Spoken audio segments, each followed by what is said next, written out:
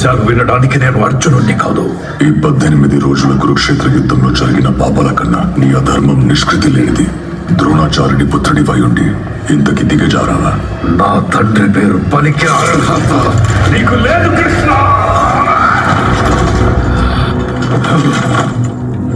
నువ్వనుకుంటే అతని మరణాన్ని ఆపగలిగేవాడిని.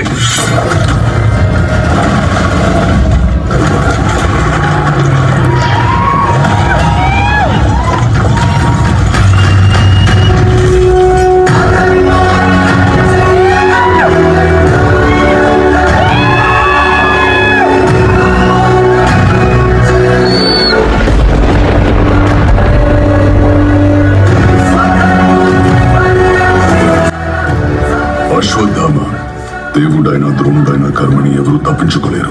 గర్భస్థ శిశువుపై అస్త్రం పదిలావు. నీ కర్మ నువ్వు అనుభవించక తప్పదు. అయితే సంధించు చక్రం, విధించు నీ శిక్షని. చావు నీ శిక్ష కాదు అశ్వత్థామ, అది నీ ముక్తి. కాలాంతరం పాండవులందరూ చనిపోతారు. నా శరీరము మరణిస్తుంది. ఈ యుగం అంతరిస్తుంది. కానీ నీకు మరణం రాదు. వేలాది సంవత్సరాలు నీ గాయాలు మానక, చావు రాక, బ్రతకలేక ఎన్నో పాపాలు చూస్తూ ఒంటరిగా జీవిస్తావు. ఇదే నా శాపం.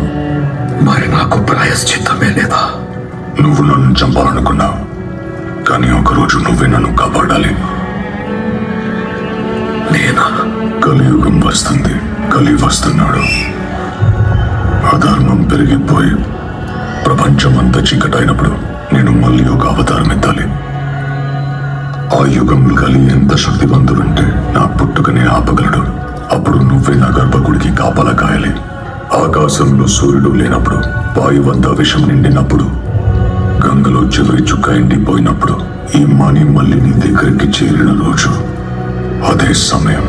అంతవరకు